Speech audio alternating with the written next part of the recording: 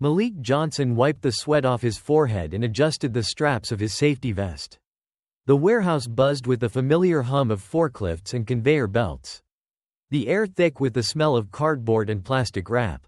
It was just another exhausting day. But Malik didn't mind. He had bills to pay. And every hour counted. Keep your head down. Get the job done, Malik reminded himself as he stacked another set of heavy boxes on a pallet. But out of the corner of his eye, he noticed someone at the loading dock, an older man, clearly struggling. The man was crouched by his car, fumbling with boxes that were far too heavy for him. His graying hair poked out from under a worn baseball cap with the words U.S. Navy veteran embroidered on the front. Malik recognized the look of pain etched into his face. It was the kind of pain you couldn't fake. The result of too many battles fought, both on the battlefield and at home. Malik hesitated. Ethan Miller looked like he needed help. But helping would mean leaving his assigned station. And Mr. Gregson, his supervisor, wasn't exactly known for being understanding. Malik glanced toward the break room, hoping Gregson wasn't watching. His conscience gnawed at him. The man looked ready to collapse. Sighing, Malik dropped the box he was holding and jogged over to Ethan. "Hey, let me give you a hand with that," Malik offered, his voice warm but cautious. Ethan looked up, startled. "Oh, no, son, you don't have to. It's okay. I've got this," Malik said, already picking up one of the boxes. "You served, right? It's the least I can do." Ethan gave a tired smile. Grateful but embarrassed. "Yeah, these legs aren't what they used to be."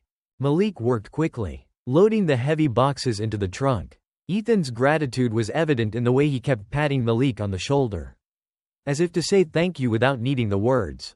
Malik didn't mind. He was just glad to help. But as the last box slid into place, a sharp voice cut through the air. "Malik, what the hell do you think you're doing?" Malik froze. He turned slowly to see Gregson, his supervisor, marching toward him, his face red with frustration. "This isn't your job," Gregson shouted, jabbing a finger toward the warehouse. "You think we pay you to play Good Samaritan?" Malik straightened his back but kept his tone respectful.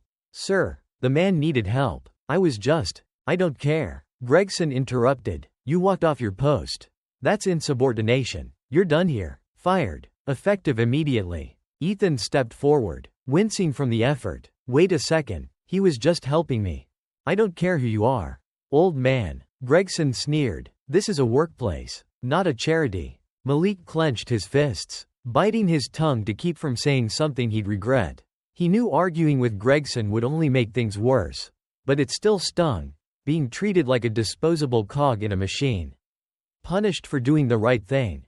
"It's fine, Mr. Miller," Malik said quietly. "This job wasn't worth keeping if it means I can't help someone." Ethan looked at Malik, his eyes full of shame and gratitude. "I'm sorry, kid. It's not your fault," Malik said with a small smile. "I'd do it again in a heartbeat." Gregson scoffed. "Good luck finding another job with that attitude."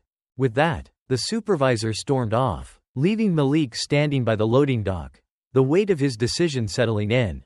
Ethan stood beside him, silent for a moment, before placing a hand on Malik's shoulder. "You did the right thing, son," Ethan whispered, "and people need to know that." Malik Johnson stood outside the warehouse, the cold wind biting at his skin. His mind raced with everything that had just happened. Fired. The word echoed in his head like a bad dream. All because he had chosen to help someone who needed it. The warehouse doors clanged shut behind him, signaling the end of that chapter of his life. He knew the bills were coming: rent, utilities, and his mother's medical expenses. Without a job, he was on thin ice. Malik pulled out his phone and stared at the screen for a moment before tucking it back into his pocket. He wasn't ready to tell his mother yet. Ethan Miller shuffled toward him slowly, his knees stiff from years of wear and injury. His truck groaned under the weight of the boxes they had just loaded together. But Ethan wasn't thinking about his packages anymore. "Look, son," Ethan began, his voice hoarse but kind. "I'm really sorry about what happened in there. If I'd known you'd get in trouble." Malik shook his head. "It's not your fault, Mr. Miller. I couldn't just stand there and watch you struggle. What kind of person would that make me?" Ethan smiled, though it was tinged with sadness. "The world could use more people like you, Malik." He took a business card out of his pocket. "Listen, my wife works with the Veterans Alliance Network. I'm gonna tell her what happened today. They'll want to help. Malik accepted the card out of politeness. But he wasn't holding out much hope. Thanks, but I'll be fine. He offered Ethan a small, reassuring smile. You take care of yourself. Okay? Ethan nodded, giving Malik's shoulder a firm squeeze before climbing into his truck and driving away. Malik stood there alone in the parking lot, watching the taillights disappear into the distance. Later that evening, Malik sat at the kitchen table in the small apartment he shared with his mother. The room was dimly lit, the sound of a sitcom playing softly from the living room where his mom rested on the couch. His mother's voice drifted into the kitchen. Malik, sweetheart, you're home early. Everything okay at work? Malik hesitated. How do you tell your mother you've just lost your job for doing something good? He took a deep breath, forcing a smile as he entered the living room. Yeah, Ma, I just needed some air. She narrowed her eyes, her mother's instinct kicking in. But she didn't press him. Come sit with me for a bit. You've been working too hard. Malik sat beside her, her frail hand resting on his. The weight of the situation pressed on him. But he decided not to burden her with it tonight. She had enough to worry about. The next morning, Malik woke up to the sound of his phone buzzing. Groggy, he grabbed it off the nightstand and squinted at the screen. Unknown number. For a moment, he thought about ignoring it. But something told him to answer. Hello? Is this Malik Johnson? A woman's voice asked. Yeah, who's this? This is Samantha Miller. My husband Ethan told me what happened at the warehouse yesterday. Her voice was steady but kind. I want you to know we're not letting this slide. Malik rubbed his eyes, still half asleep. I appreciate that, ma'am, but it's just a job. I'll find another one. Samantha's tone sharpened. No, it's not just a job. What happened to you was wrong. And people need to hear about it. You helped someone when no one else would. And you got punished for it. That's not okay. Before Malik could respond, Samantha continued. The Veterans Alliance Network is backing you. We've already sent emails to the warehouse management demanding an explanation. And we're getting the press involved.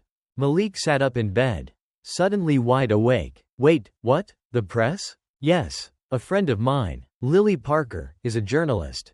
She's going to run a story on what happened. Trust me, Malik. This isn't over. By the afternoon, Malik's phone wouldn't stop buzzing. Friends, former coworkers, and even people he didn't know were reaching out. Lily Parker's article had gone live on the local news site, and it was spreading fast. The headline read, Warehouse worker fired for helping disabled veteran, community demands justice. Lily had detailed the incident with empathy, quoting Ethan's account of Malik's kindness and the cold response from Mr. Gregson. The article ended with a call to action, urging readers to share the story and demand that the warehouse do right by Malik. Within hours, Malik's name was all over social media. #Justice for Malik began trending on Twitter, with people from all over the country expressing their outrage. The Veterans Alliance Network organized a petition demanding Malik's reinstatement, and it quickly gathered thousands of signatures. Malik sat at the edge of his bed, stunned by the outpouring of support. His mother, now aware of what had happened, rested her hand on his shoulder. You did a good thing, Malik, she whispered, and now the world knows it. At the warehouse, Mr. Gregson was feeling the heat. The company's phone lines were flooded with angry calls, and reporters showed up at the gates, demanding statements. Employees whispered among themselves, some nervous about their own jobs but quietly cheering for Malik. The company's CEO, Richard Blake, knew the situation was spiraling out of control. A public relations crisis like this could cost them dearly. He called an emergency meeting with his leadership team, demanding solutions. We'll offer him his job back with back pay, Blake said, rubbing his temples. That should be enough to calm things down. But Gregson, ever stubborn, grumbled. The kid broke the rules. If we give in now, we're setting a bad precedent. Blake shot him a cold look. The only bad precedent is getting dragged through the mud on national news. Fix this, Gregson, now. That evening, Malik received a call from an unfamiliar number. Malik, this is Richard Blake, CEO of the warehouse. I'd like to apologize for what happened and offer you your job back. We'll also pay you for the days you missed. Malik was silent for a moment, his mind racing. It was tempting, after all. He needed the money, but something inside him told him this was about more than just a paycheck.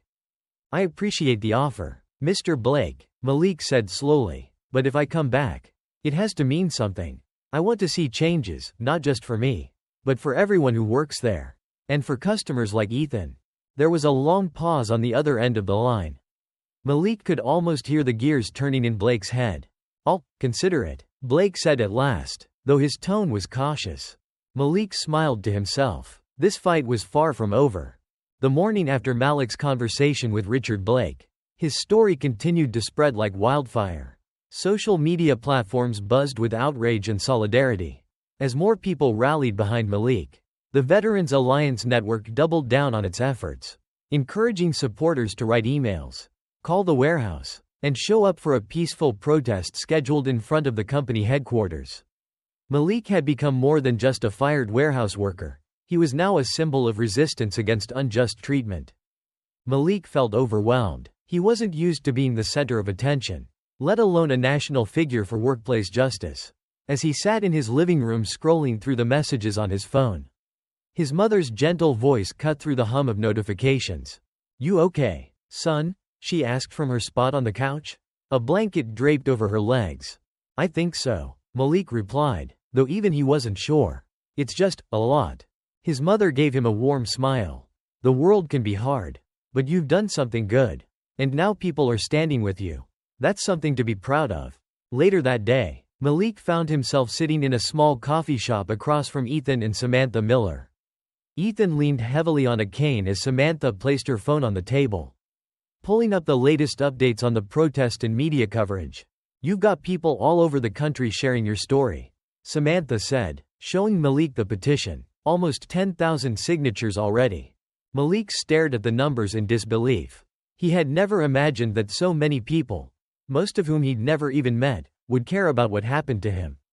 "We're not stopping there," Ethan added, his voice low but determined. "The Veterans Alliance is sending representatives to the protest. We've got people from other labor groups coming too.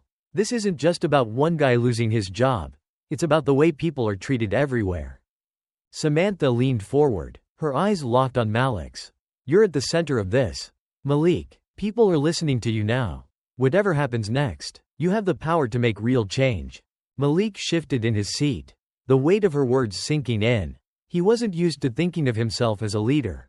But now, whether he liked it or not, people were looking to him for guidance. 2 days later, the peaceful protest kicked off outside the warehouse headquarters. A crowd of supporters, veterans, labor activists, and community members gathered with signs and banners. Many wore shirts that read #Justice for Malik, and chants echoed through the air, demanding that the company reinstate Malik and adopt better policies. Malik stood near the front of the crowd, feeling both nervous and grateful. Ethan was beside him, his navy cap pulled low over his brow, and Samantha worked the crowd like a seasoned organizer, making sure everything ran smoothly. Lily Parker, the journalist who had first covered Malik's story, approached him with a microphone and camera crew. "Malik, do you have anything to say to the people who've come out to support you?" Malik hesitated for a moment, then took a deep breath. "I just want to say thank you," he began, his voice steady despite the butterflies in his stomach. "Thank you to everyone who showed up, everyone who's shared my story. This isn't just about me, it's about doing the right thing. Even when it costs you something. We can't let fear keep us from helping each other." The crowd erupted in applause, and Malik felt a surge of emotion he hadn't expected. He wasn't alone in this fight. Inside the warehouse headquarters, Richard Blake watched the protest unfold through the glass windows of his office. His hands were clenched in frustration. This was supposed to blow over. But instead, the situation was spiraling further out of control. He turned to Mr. Gregson, who stood awkwardly by the door. "This is a PR nightmare. If we don't fix this, we'll lose customers, investors, everything." Gregson shifted uncomfortably. "We can offer him his job back again. Maybe throw in a bonus." "No," Blake interrupted. "That won't be enough. People want more than just a job offer now. They want us to change." Gregson frowned. "Change what, exactly?" Blake exhaled sharply. "We need policies that show we care about our employees and customers. Something about supporting veterans, too. And we'll need Malik to publicly endorse it." Gregson snorted. "Good luck with that." Blake shot him a cold glare. "We don't have a choice." The next morning, Malik received a call from Blake's assistant.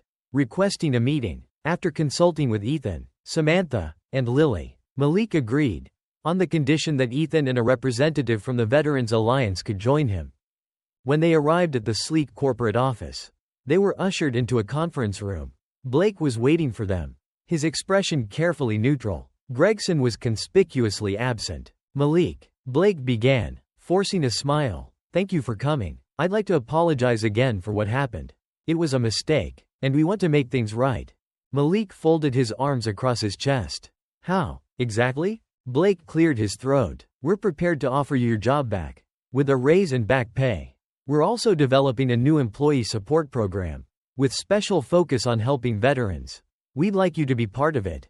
Ethan leaned forward, his gaze sharp. "And what about Gregson? Is he still running things?" Blake hesitated for a moment, then shook his head. "Gregson will be reassigned. His management style no longer aligns with the direction we're taking."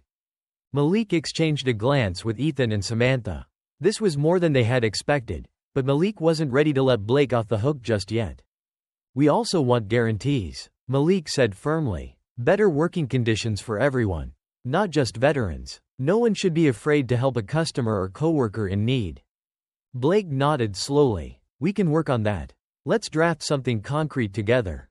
In the following weeks, Malik worked closely with the company and the Veterans Alliance to develop new policies. The warehouse announced improved working conditions, employee training programs, and a commitment to supporting veterans and customers with disabilities. Malik's decision to stand his ground had led to real, tangible change. He was offered a leadership position within the company, one that allowed him to ensure that the new policies were enforced. When the news broke, #Justice for Malik trended once again. But this time, the focus was on victory and progress. Malik became a symbol of how one small act of kindness could lead to meaningful change. Ethan and Samantha remained close friends with Malik, their bond strengthened by the battle they had fought together. And as the company turned over a new leaf, Malik knew that his journey wasn't just about fixing one injustice. It was about building a better future for everyone who came after him. Malik's story took on a life of its own in the weeks that followed the protest. News outlets across the country picked it up, framing it not just as a workplace injustice but as a broader commentary on how workers and veterans were treated in corporate America. Every time Malik thought the storm was calming, another journalist would reach out, or another article would surface with his name in bold letters. The interviews, the headlines, the public praise, it was all overwhelming. Malik never wanted to be a hero. He just did what felt right in the moment. Yet here he was, in the eye of a national conversation. His phone never stopped buzzing, and his inbox was flooded with messages of support, job offers, and even criticism. "Some people think I should have just minded my business," Malik told Ethan over lunch one day, scrolling through a particularly nasty comment on his phone. Ethan chuckled as he stabbed his fork into a salad. "Those people don't know what it's like to need help and not get it." He leaned forward, his expression softening. "Don't let the noise get to you, kid. What you did matters." A few days later, Malik found himself sitting on the plush couch of a national talk show. The studio lights felt hot on his skin, and the live audience murmured excitedly as the host introduced him. "Our next guest has become an unexpected hero," the host said, her smile bright under the stage lights.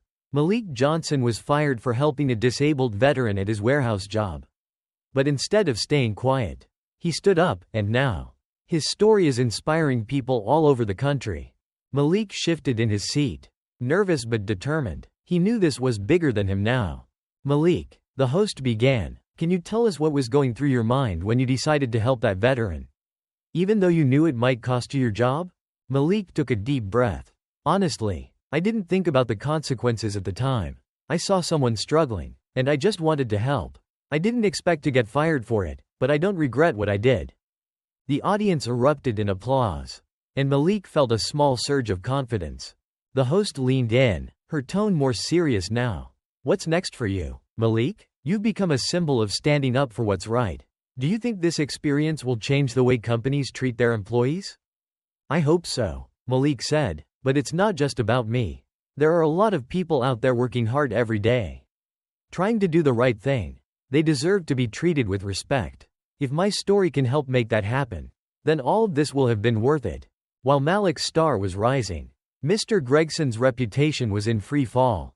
The warehouse had officially announced his reassignment, but journalists and former employees were starting to dig into his past. Several workers came forward with stories of unfair treatment under Gregson's management, missed promotions, arbitrary punishments, and a toxic work environment that left people constantly on edge. Facing mounting pressure, the company quietly let Gregson go. He left without fanfare, his career in tatters. Meanwhile, Richard Blake and his executive team leaned into the opportunity to rebrand. They launched a public campaign highlighting their new employee and customer policies. Blake wasn't shy about mentioning Malik in interviews, positioning the company as a leader in workplace reform, though Malik knew it was more about saving face than genuine change. Despite the chaos around him, Malik began to find his footing. He accepted the offer to become a supervisor at the warehouse, but this time, with a clear mission in mind: to make sure what happened to him never happened to anyone else. He spent his first few weeks on the job building trust with his team, listening to their concerns, and making sure they felt seen and heard. He created an open-door policy, where employees could voice their issues without fear of retaliation. Ethan, meanwhile, became a frequent visitor at the warehouse, speaking with employees about veteran awareness and offering support to workers with disabilities. Samantha helped Malik and the Veterans Alliance Network set up training programs to foster a more compassionate work culture. For the first time in a long while, Malik felt like he was exactly where he was supposed to be.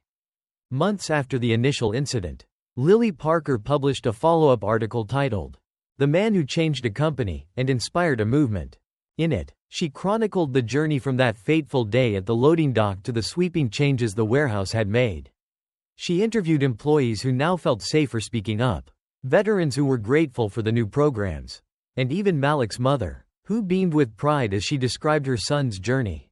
The article ended with a quote from Malik: "Sometimes, doing the right thing costs you. But if enough people stand with you, that cost becomes a lot easier to bear." A year later, Malik stood on a small stage at the company's annual employee meeting. The warehouse had undergone a transformation, thanks, in no small part, to him. Workers were treated with respect, veterans were welcomed with open arms, and employees no longer had to fear punishment for acts of kindness. As Malik looked out at the crowd of employees, he spotted Ethan and Samantha in the front row, smiling proudly. Lily Parker was there too, her notebook in hand, ready to document the next chapter of the story. "Thank you all for being here," Malik began, his voice steady and clear. "This past year has been a journey, and I couldn't have done it without every one of you. Together, we've shown that kindness isn't a weakness, it's a strength. And we've proven that when we stand together, real change is possible." The room erupted into applause, and Malik smiled. He had found his purpose, not just in his job, but in the fight for a better world. And he knew this was only the beginning. Malik's promotion and the warehouse's new policies were victories. But he soon learned that change wasn't as easy as announcing new rules. The initial excitement from the protest had faded, and with it came the harder part: ensuring that promises were kept and progress didn't slide backward. Not everyone in the warehouse embraced the new direction, and some, especially longtime managers, resisted the changes Malik tried to implement. Malik walked the warehouse floor one morning, clipboard in hand, inspecting the workflow and checking in with employees. He stopped by Maria, a single mother who had been working the night shifts for years. "How's everything going, Maria? How's the new schedule working for you?" Malik asked with a smile. Maria hesitated, glancing nervously toward her shift manager, Kevin Shaw, who stood nearby. Shaw was one of the old-school supervisors who hadn't taken kindly to Malik's promotion. "It's fine," Maria answered quietly, keeping her head down. "Just long hours." Malik gave her a reassuring nod. "If you need anything, my door is open. Don't hesitate, okay?" As he walked away, Shaw approached Malik with a smirk. "You're too soft on them, Johnson," Shaw sneered. "They'll walk all over you if you're not careful."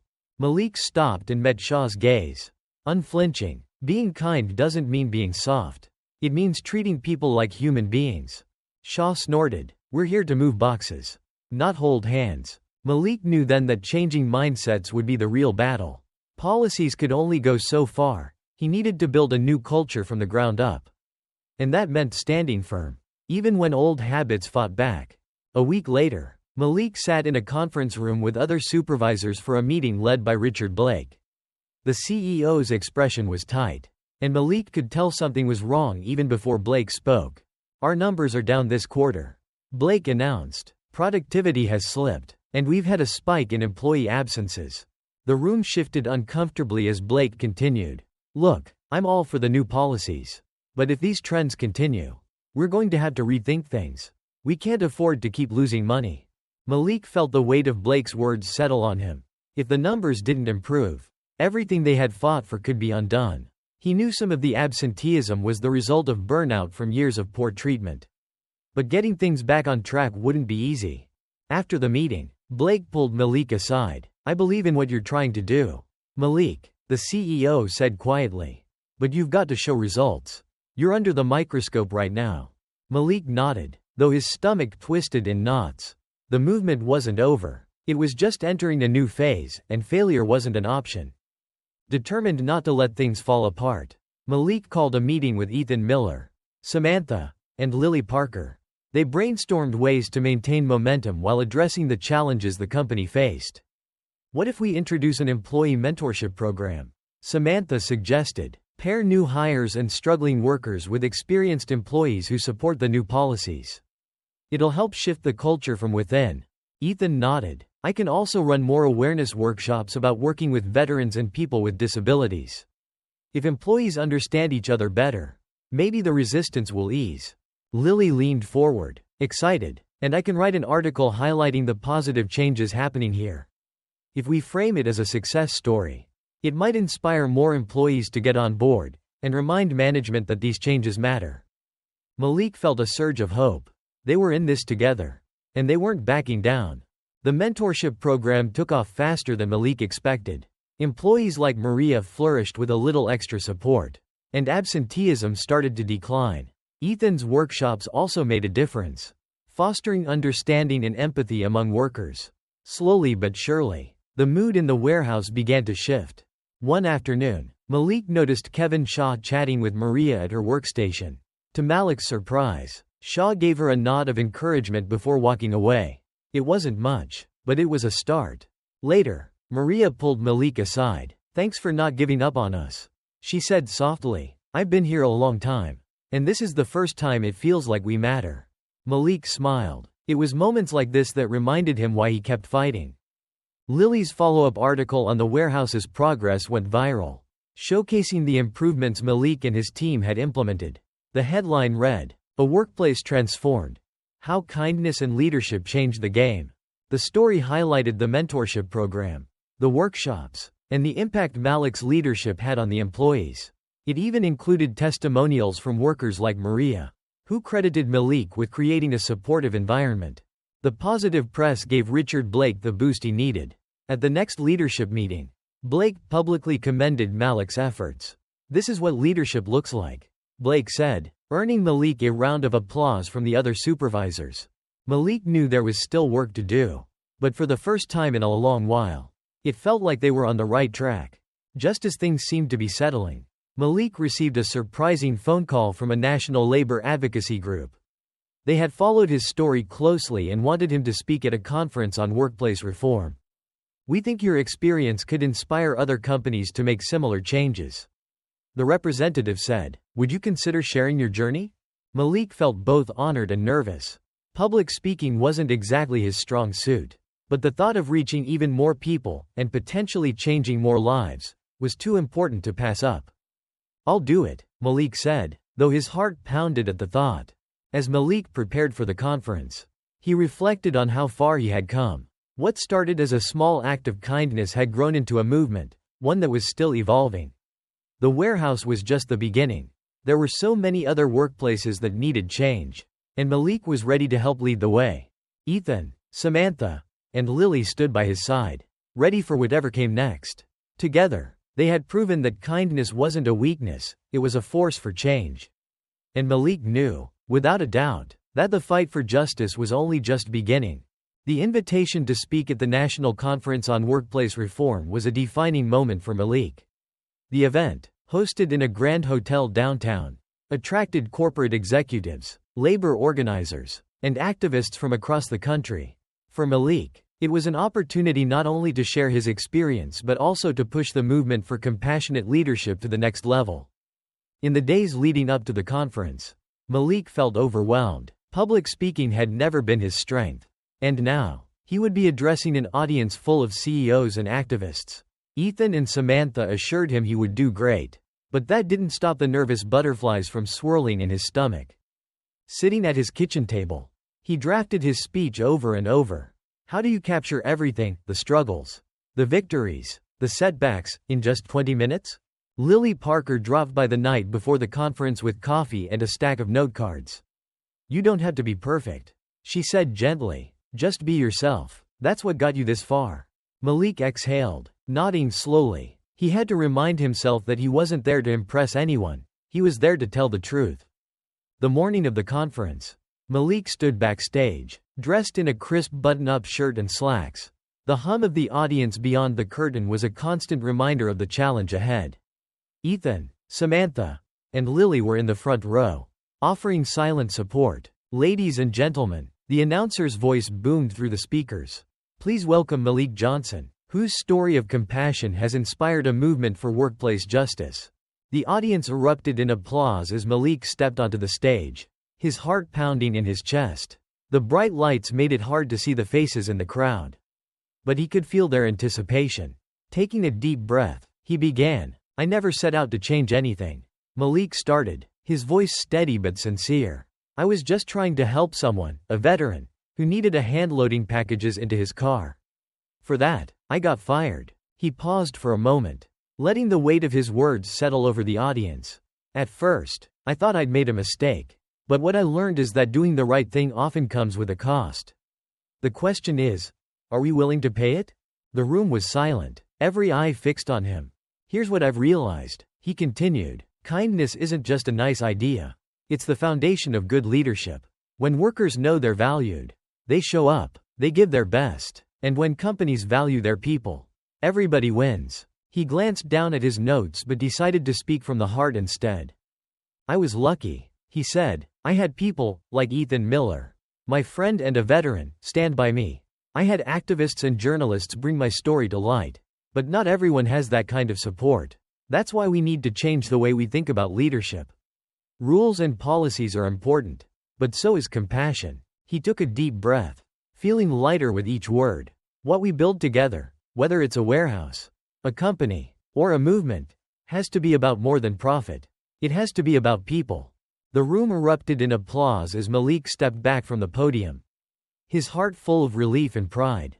After the speech, Malik found himself surrounded by attendees eager to talk. Executives approached him with handshakes and business cards, expressing interest in implementing similar programs at their own companies. Activists invited him to speak at other events, hoping his story would inspire further change. One person, in particular, stood out, a woman named Amanda Reed, the director of a national nonprofit focused on workplace equality. We need someone like you, Malik, she said warmly. We're launching a new initiative to bring compassion-based leadership to workplaces across the country. I'd love for you to be part of it. Malik felt a spark of excitement and fear. The offer was tempting, but it also meant stepping further outside his comfort zone. Could he really take on a national role? I'll think about it, he promised Amanda. She smiled knowingly. Take your time, but I think you already know your answer. Later that night, Malik sat with Ethan, Samantha, and Lily at a quiet cafe, processing the whirlwind of the day. I never thought any of this would happen, he admitted, and now they want me to take this thing national. Of course they do, Ethan said, grinning. You're a natural, kid, whether you like it or not. You're a leader now. Samantha nodded. You've already proven that change is possible. Imagine what you could do on a bigger scale. Malik stared into his coffee, torn between excitement and uncertainty. But what about the warehouse? I promised to stay and make things better there. Lily smiled. You've already laid the foundation. The people you've trained will carry it forward. Your job isn't to stay in one place. It's to keep pushing for change wherever it's needed. A week later, Malik stood in front of the warehouse employees one last time. He had made the decision to accept Amanda Reed's offer and join the national initiative. It wasn't easy leaving the place where it all started, but he knew the work they had done would continue. "I want you all to know how proud I am of what we've built together," Malik said, his voice thick with emotion. "This isn't goodbye, just the next step. Keep looking out for each other. And keep standing up for what's right." As the employees applauded, Malik felt a sense of peace. He wasn't leaving a job, he was carrying a mission forward. A few months later, Malik found himself on the road, traveling to cities across the country, meeting with workers, managers, and activists. His story had become a spark, one that ignited change in workplaces far beyond the walls of the warehouse. At every stop, Malik carried with him the lessons he had learned, that kindness takes courage, that leadership is about people, and that change, real change, starts with the smallest of actions. And as the movement grew, Malik knew that the journey was far from over, but he was ready for whatever came next. With his new role in Amanda Reed's National Initiative for Workplace Reform, Malik hit the ground running. His first few months were spent traveling to companies in need of change, factories, retail stores, distribution centers. Everywhere he went, he shared his story, teaching others that small acts of kindness could reshape a culture. Malik quickly realized that each place had its own challenges. Some employees welcomed him with open arms, inspired by his story. Others were skeptical, hardened by years of mistreatment and broken promises from corporate leadership. But Malik didn't let resistance stop him. "I've been where you are," he would tell workers. "I know how it feels to think nothing will change. But trust me, change starts with you." In some places, his message caught on quickly. In others, it was an uphill battle. But Malik believed in the mission. Every small victory, a company adopting better leave policies, a manager learning how to treat employees with empathy, felt like a step in the right direction. One evening, after months on the road, Malik returned to his apartment, exhausted but proud. His mother greeted him with a warm smile from the couch. "You've been all over the place, son," she said, patting the seat next to her. "But don't forget, home is where your strength comes from." Malik sat down, realizing how much he missed the quiet comfort of home. He hadn't taken time to reflect on how far he had come. From a fired warehouse worker to a national leader, his journey had been unexpected. But it felt right. As they sat together, his phone buzzed with a message from Ethan Miller. "Proud of you, brother. You've come a long way." Malik smiled, feeling a deep sense of gratitude. He hadn't done any of this alone. Months turned into a year, and the national initiative began making real progress. Malik worked tirelessly, but he knew the key to lasting change was empowering others. He shifted his focus from giving speeches to mentoring new leaders in workplaces across the country. One of his mentees, Darren, was a young factory worker who had faced similar challenges to Malik's.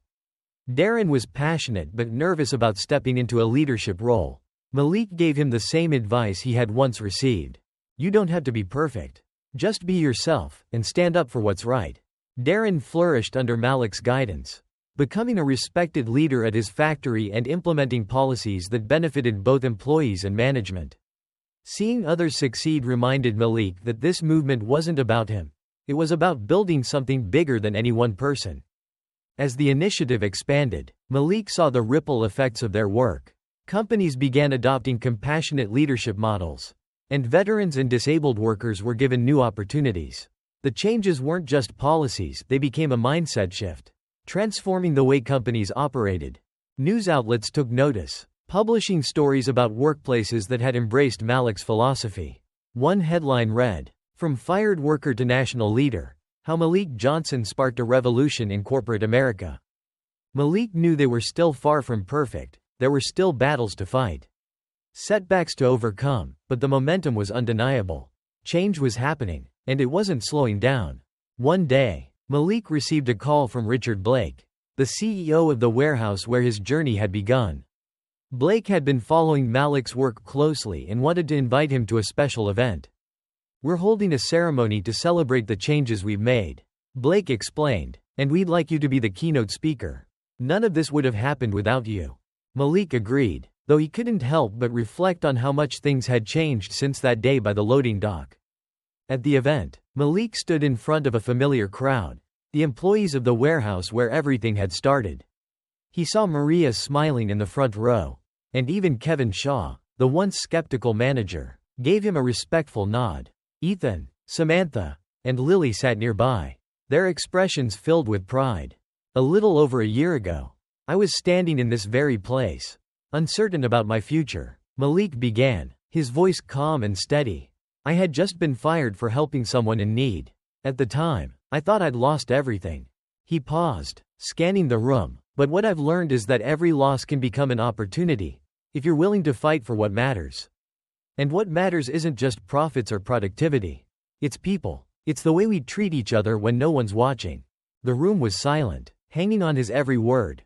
Kindness isn't a weakness, it's a strength. And it's a strength that we all have the power to use. What we've built here isn't just a workplace.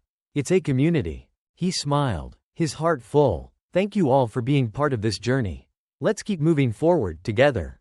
The audience erupted into applause. And Malik felt a deep sense of fulfillment. His journey had come full circle. But he knew the work wasn't over. Over the years, Malik's story continued to inspire others. The movement for compassionate leadership spread across industries, changing the way companies treated their employees and customers. Malik never stopped mentoring new leaders, always reminding them of the same lesson. Change starts with small acts of kindness, and it takes courage to keep going. He remained connected to Ethan, Samantha, and Lily, their friendship a constant reminder of how far they had come together. Every new victory was a tribute to their shared journey. And though Malik's name became known across the country, he never sought fame. He only wanted to make the world a little kinder, a little better, for those who came after him. As he sat on his porch one evening, watching the sun dip below the horizon, Malik reflected on everything that had brought him to this point. It all began with a choice, a simple decision to help someone in need. And from that small act of kindness, a movement was born. Thank you for listening to the story. Please like and follow the channel to update the next stories.